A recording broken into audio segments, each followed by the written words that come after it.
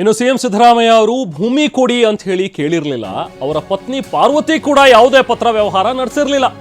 ನಾವೇ ಖುದ್ದು ಸಿಎಂ ಅವರನ್ನ ಭೇಟಿ ಮಾಡಿ ಮಾತನಾಡಿದ್ದೆ ಅಂತ ಹೇಳಿ ಮುಡಾ ಮಾಜಿ ಅಧ್ಯಕ್ಷ ಡಿ ಧ್ರುವಕುಮಾರ್ ಹೇಳಿಕೆ ಕೊಟ್ಟಿದ್ದಾರೆ. ಇದು ಮುಡಾದ ಮಾಜಿ ಅಧ್ಯಕ್ಷ ಡಿ ಧ್ರುವಕುಮಾರ್ ಕೊಟ್ಟಿರುವಂತಹ ಒಂದು ಸ್ಟೇಟ್ಮೆಂಟ್. ಭೂಮಿಗೆ ಬದಲಾಗಿ ಸೈಟ್ ತೆಗೆದುಕೊಳ್ಳಿ ಅಂತ ನಾವೇ ಹೇಳಿದ್ವಿ. ಸಿದ್ದರಾಮಯ್ಯ ಅವರು ಯಾವತ್ತೂ ಕೂಡ ಭೂಮಿ ಕೊಡಿ ಅಂತ ಹೇಳಿ ಕೇಳಿರಲಿಲ್ಲ, ಅಥವಾ ಅವರ ಪತ್ನಿ ಆಗಲಿ ನಮಗೆ ಸೈಟ್ ಕೊಡಿ ಅಂತ ಹೇಳಿ ಯಾವುದು ಕೂಡ ಪತ್ರ ವ್ಯವಹಾರ ಮಾಡಿಲ್ಲ. ಮೊದಲೇ ನಿವೇಶನ ಬೇಕು ಅನ್ನುವಂಥದ್ದಷ್ಟು ಬಿಟ್ಟರೆ ಇಲ್ಲೇ ಜಾಗದಲ್ಲಿ ಇಂಥದ್ದೇ ಬೇಕು ಅನ್ನುವಂಥದ್ದನ್ನ ಕೇಳಿರಲಿಲ್ಲ ಅನ್ನೋ ಮಾತನ್ನ ಡಿ ಧ್ರುವಕುಮಾರ್ ಅವರು ಈಗ ಹೇಳ್ತಾರೆ.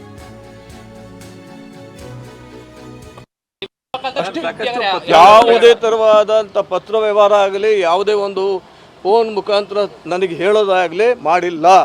ಪಾರ್ವತಿಯವರು ಮಾಡಿಲ್ಲ, ಶ್ರೀಮತಿ ಪಾರ್ವತಿಯವರು ಮಾಡಿಲ್ಲ, ಮತ್ತು ಸಿದ್ದರಾಮಯ್ಯನವರು ಸಹ ನನಗೆ ಮಾಡಿಲ್ಲ. ಮತ್ತು ಯಾರೂ ಸಹ ಅದಕ್ಕೆ ಸಂಬಂಧಪಟ್ಟಂಥ ಮಲ್ಲಿಕಾರ್ಜುನ ಸ್ವಾಮಿ ಆಗಲಿ ಇನ್ನೊಬ್ಬರಾಗಲಿ ನನ್ನ ಹತ್ರ ಬಂದು ಕೇಳಿಲ್ಲ.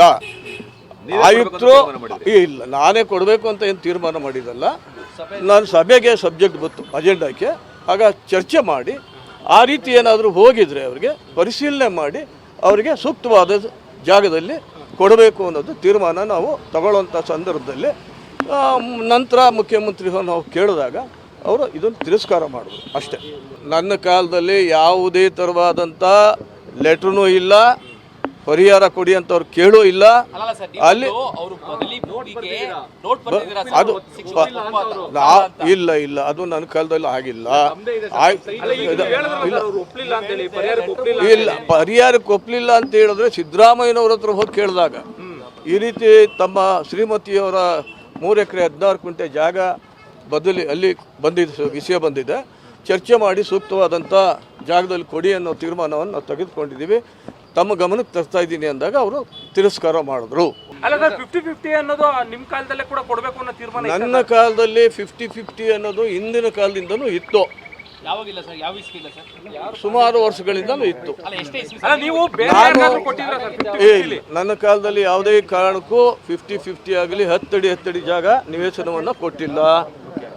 ನನ್ನ ಕಾಲದಲ್ಲೂ ಸಹ ಸಾಕಷ್ಟು ಮೈಸೂರು ನಗರದಲ್ಲಿ ಬೇಡಿಕೆ ಹೆಚ್ಚಿರೋದ್ರಿಂದ ನಾವು ಹೊಸದಾಗಿ ಬಡಾವಣೆ ಮಾಡಬೇಕು, ಇನ್ನೆಲ್ಲೂ ಜಾಗ ಇಲ್ಲದಿದ್ದರಿಂದ ಜಾಗ ಇರೋ ಜಾಗದಲ್ಲಿ ರೈತರಿಗೆ ಕರೆಸಿ ಕೇಳಿದೋ 50-50 ನೀವು ಬನ್ನಿ ಅಂಥೇಳಿ ಅವ್ರು ಯಾರೂ ಬರಲಿಲ್ಲ.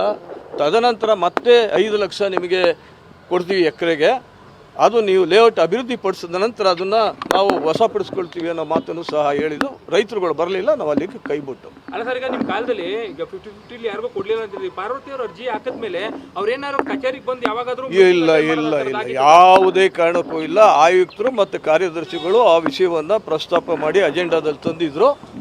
ಅದು ಚರ್ಚೆ ಮಾಡಿ ನಾವು ಏನು ತೀರ್ಮಾನ ತಗೊಳ್ಬೇಕು ಅನ್ನೋದನ್ನು ಅಲ್ಲಿ ಮಾಡಿದ್ದೀವಿ.